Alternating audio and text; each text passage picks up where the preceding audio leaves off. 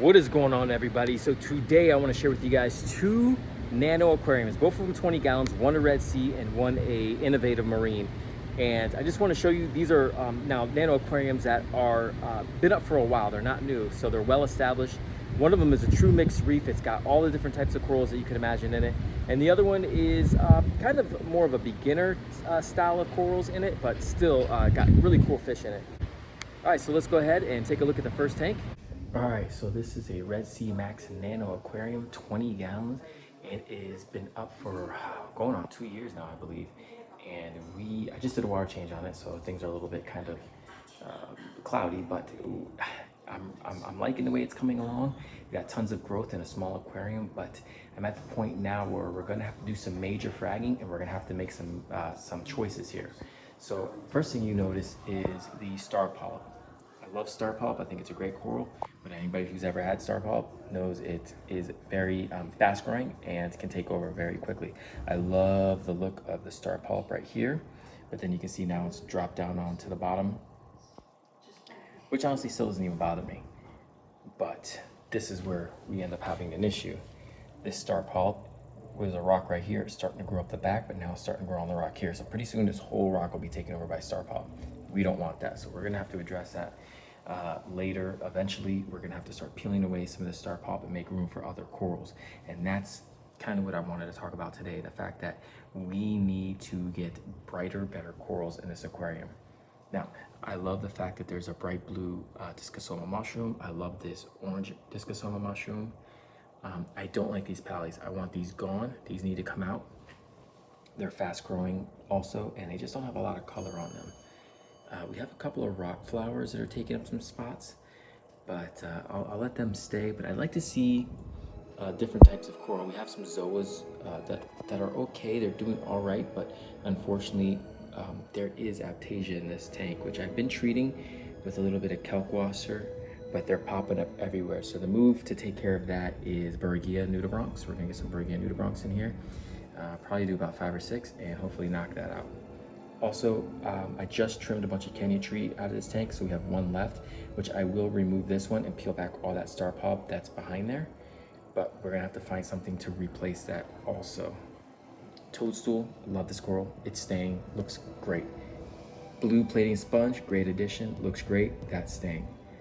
So the only thing I really kind of want to keep is a little bit of the star polyp, toadstool, the mushrooms, and the plating sponge. Everything else kind of want it to go.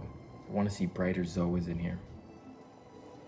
As far as the fish go, you saw the yellow clown goby that just skirted behind the rock there. That is a trima goby. We have a couple of those in here.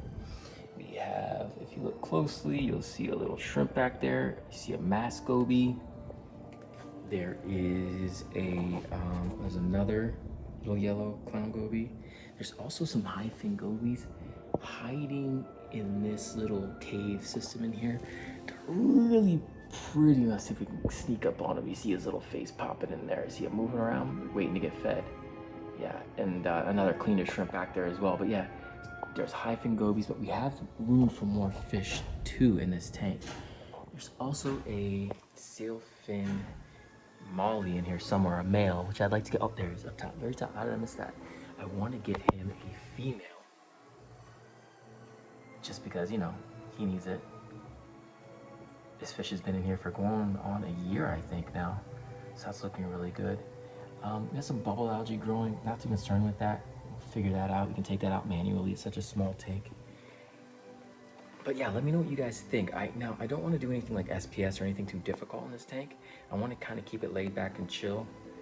But I definitely think we should get rid of these pallies. Let me know what you guys think. Clean up some of the star polyp, but still keep it. What other additions do you think we should add in here? I don't think anemones will work well in here just because they're small fish that could be eaten by the anemones. So I want to stay away from, like, you know, bubble tip anemones or long tentacle anemones, anything like that. I don't want in this tank. But if you guys have any suggestions of any other corals you think will work in here, yeah, let me know. I'd love to hear it, because I'm I'm stumped here right now. But while you guys let me know, I'm gonna get started getting rid of and clearing up some room so we can make some cool stuff in this tank. Might even be worth taking out a rock or two and then replacing it. I don't know. But if you guys make some cool suggestions, I'll definitely put it in the tank. And also, you know, throw some suggestions for some nano fish, some small fish. I love the Trima gobies. Maybe we add a couple more Trima gobies. Let me know. All right, so here's our little nano aquarium at the shop at Tanknitions. And I wanted to give you guys a quick rundown of what we got in it. First things first, you notice this unbelievable, beautiful, encrusting monopora setosa. Polyps are fully out. That thing looks amazing. One of my favorite corals, one of my favorite encrusting corals. I love how it kind of just grows any which way it wants, and it gives kind of a nice texture to your tank. And that bright orange really cuts through. I love that coral.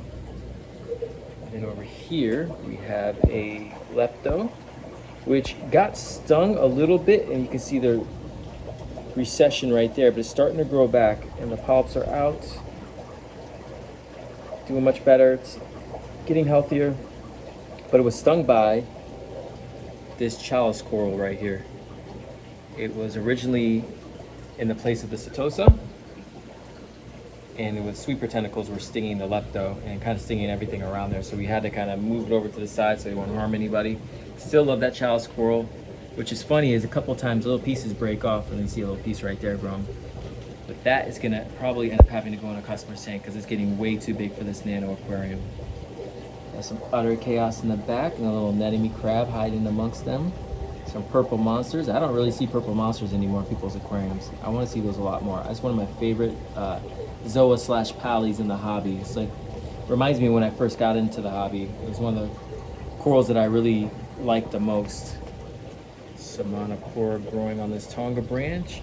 Growing actually into the other monopora, which we're going to end up having to frag that if we're going to save the monopora in the back, because the Superman monopora is just aggressively growing and it's going to end up taking over that coral in the back. And look at these mushrooms. Look at that bright orange with the red splash of red in there. And these have been doing really good ever since we cleared the space for them. They've actually started doing really good, gotten bigger. And I think we even got a couple of babies in this tank. So these are jawbreaker mushrooms, and we got a bunch of them over here, and these go for a good amount of money. You know, if you see these online, they're gonna go for over $100 easy, each one of these. And I guess you can see why. The color really cuts through. Nice colony of Duncan corals. Duncan, another one of my beginner corals that I had in my tank. I love feeding Duncan corals just because usually if you feed them like once every so often, they grow pretty good. They'll grow a bunch of heads, and I don't know, it's just a fun coral to have. Not much color to them, but they do have the movement, and it's fun to feed them. Bunch of rock flowers that are actually like growing. Little babies are everywhere. Got some acros up top, which you don't see a lot of nano aquariums, especially 20-gallon tanks that have acros. The fact that this tank has, I mean, we legit have a true mixed reef here. We have soft corals, we have LPS, and we have SPS. With the LPS here, and then we have the SPS, and we have the acros and all that stuff. So that's pretty cool that we're able to have a true mixed reef. Now this tank does not have any fish in it. We took the fish out just because we are a fish quarantine shop and we don't want to risk any cross-contamination in our facility. But I think ever since we took, there's only 3 fish in here to begin with. There's 2 clowns and a damsel, and I think ever since we put them in, I was expecting to see a bit of dip in the corals, but things look still pretty dang good. Given that there was a little bit of coral warfare, things are recovering, things are still growing. So it's just a really well-established, mature aquarium, and it'd be kind of interesting. I don't really know what we're gonna do with this long term. You know, there's a couple things we'll probably move around, and I don't know. See, stay tuned because there'll probably be some cool stuff coming up here soon. If anybody is in the area, local to Lake Park, Florida, if you guys are interested in some tomato clowns, these guys are definitely available. A bit aggressive for the tank that they were in. They are kind of mean. Anybody who's ever kept tomato clowns knows. Once they get established, they can be hard to deal with. And these were in a tank where they were just beating up all the other fish and became territorial over their area, and the tank just wasn't big enough for them. So if you have a fish-only system with more aggressive fish and you want to get some tomato clowns, come on down to Tanknitions and see us, because these two need to find a home. Because they're really pretty fish. They're just mean.